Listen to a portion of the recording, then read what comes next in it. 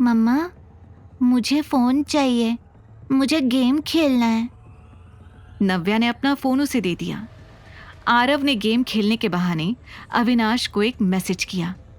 Hello पापा, मैं और मम्मा हमेशा के लिए यहाँ से जा रहे हैं। मैं आपको बहुत मिस कर रहा हूँ। मुझसे मिलने जल्दी आना। आहूजा विला में जब अविनाश आरव को बाय कह रहा था, तब उसने चुपके से आरव के हाथ में अपना कार्ड दे दिया था। इसलिए आरव के पास अविनाश का नंबर था। कुछ देर के बाद नव्या एयरपोर्ट पहुंच गई। उसने सारी फॉर्मेलिटीज पूरी की और वो काउंटर पर पहुंच गई। पर वहां सर्विस असिस्टेंट ने उससे कुछ ऐसा कहा जिससे नव्या की आंखें फटी की फटी रह गईं। व्हाट? ये आप क्या कह रही हैं? नव्या ने कहा। यस मैम, हम आपको ट्रैवल नहीं अलाउ कर सकते हैं, सॉरी। आप क्या कहना चाहती हैं? मैं ट्रैवल नहीं कर सकती मतलब? ये कैसी बात हुई? मेरी टिकट्स हैं मेरे पास। नव्या ने घबरा कर कहा। वी अंडरस्टैंड मैम, लेकिन आप मेरी बात समझिए। आपकी प्रोफाइल को एयरलाइन ने ब्लैकलिस्ट कर दिया है। बस इसलिए हम आपको फ्लाइट से ट्रैवल करने के लिए अलाउ नहीं कर सकते, सर्विस असिस्टेंट ने कहा। तभी नव्या के पीछे खड़े लोगों ने आवाज देनी शुरू कर दी। मैम थोड़ा जल्दी कीजिए, वी आर गेटिंग लेट। नव्या अब और परेशान हो गई थी। अरे ये आप कैसी बातें कर रही हैं? मैंने तो आज तक ऐसा कुछ भी नहीं किया है जिसकी वजह से मुझे ब्लैकलिस्ट कर दिया जाए। आप अपने सीनियर से मेरी बात करवाइए प्लीज। मैम आप समझिए, मैं आपकी इसमें कोई मदद नहीं कर सकती। आप इस फ्लाइट से तो क्या, किसी भी फ्लाइट से ट्रैवल नहीं कर सकती हैं। इसके अलावा अगर आपको कुछ जानना है तो वो सामने हमारा ऑफिस है, आप वहां जाकर बात कीजिए, सर्विस असिस्टेंट ने कहा और दूसरे पैसेंजर के चेक इन में बिजी हो गई। ये सब क्या हो रहा है? मैं ट्रैवल नहीं कर सकती, पर क्यों? नव्या इतनी परेशान हो गई थी कि उसे कुछ समझ नहीं आ रहा था। उसने अपने एक हाथ से आरव का हाथ पकड़ा और दूसरे हाथ से अपना सामान। जैसे ही वो सामने ऑफिस की तरफ बढ़ी, उसने एक आवाज सुनी। कोई फायदा नहीं है वहां पर जाकर, इस वक्त कोई तुम्हारी मदद नहीं कर पाएगा। नव्या ने पलटकर देखा तो वहां पर कनिका और ऋषि खड़े हुए थे। तुम दोनों यहाँ? नव्या के मुंह से निकला और उसने सबसे पहले आरव को पीछे कर लिया। कनिका मुस्कुराते हुए नव्या के पास आई और बोली, तुम्हें याद है ऋषि की वो आंटी? हाँ वही, रीना आंटी, वही जो एक बड़ी ऑफिसर हैं। उनसे बस एक बार मुलाकात हुई मेरी।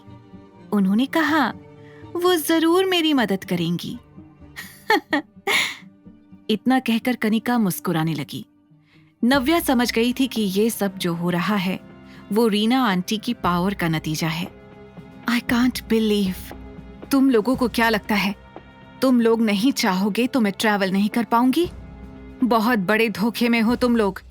चलो आरव। नव्या ने आरव का हाथ पकड़ा और वहां से जाने लगी। तभी ऋषि की आवाज आई, कोशिश करके देख लो, कोई फायदा नहीं होगा। तुम्हें अब सिर्फ एक ही रास्ता बचा सकता है, वो है मिस्टर अहलूवालिया से शादी।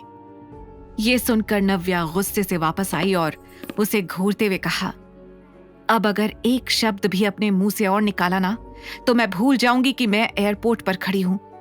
मेरी और मेरे बेटे की जिंदगी से दूर हो जाओ तुम लोग। इतना कहकर उसने आरव का हाथ पकड़ा और एयरपोर्ट से बाहर निकल गई।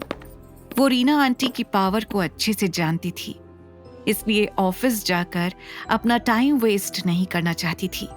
कैब में बैठते ही आरव ने पूछा, मम्मा, हम कहाँ जा रहे हैं? Railway station. अब हम ट्रेन से जाएंगे, नव्या ने कहा। स्टेशन पहुंचने पर उसने हर ट्रेन का पता कर लिया, पर उसे किसी में भी टिकट्स नहीं मिली।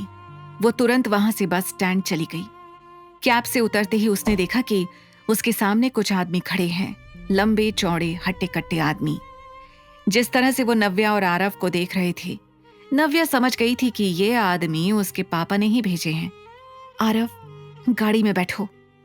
उसने आरव को वापस कैब में बैठा दिया। उन गुंडों के होते हुए उसकी कैब से उतरने की हिम्मत नहीं थी। पापा ये क्यों कर रहे हैं? मैं कैसे निकलूंगी यहां से? नव्या ये सोच ही रही थी कि तभी उसके फोन पर दादी का कॉल आया। हेलो दादी। हेलो नव्या, तुम निकल गई ना? दादी ने घबराई आवाज में पूछा। दादी, कुछ हुआ है क्या? आप इतनी परेशान क्यों लग रही हैं? नहीं नहीं, कुछ नहीं, तुम बस ये बताओ कि तुम निकल गई ना। दादी जिस हिसाब से गोल मोल आंसर्स दे रही थी, नव्या को समझ आ गया था कि दादी ठीक नहीं है। उसने तुरंत अपनी कैब घुमवाई और सीधे घर के लिए निकल गई। दादी ने घर के दरवाजे पर जैसे ही नव्या को देखा, वो शॉक्ड रह गई। तुम यहाँ, तुम गई क्यों नहीं? आपको अकेला छोड़कर चली जाऊं? मैं इतनी सेल्फिश नहीं हूं दादी। पापा फिर से आए थे क्या? उन्होंने कुछ कहा आपसे? नव्या ने पूछा। दादी का चेहरा देखकर ही पता चल रहा था कि उनकी रो रो कर बुरी हालत हो गई थी। मुझे तो यकीन ही नहीं हो रहा है कि शेखर को मैंने अपनी कोख से जन्मा है। शिखा और कनिका ने उसे इतना अंधा कर दिया है कि वो अपनी माँ को भी भूल गया है। तुझे इस शहर में रोकने के लिए उसने क्या कुछ नहीं कर दिया। उसने मुझसे कहा था कि मैं तुम्हें फोन करके वापस बुलाऊं, पर मैं नहीं चाहती थी कि तुम वापस आओ। तुम क्यों आई वापस?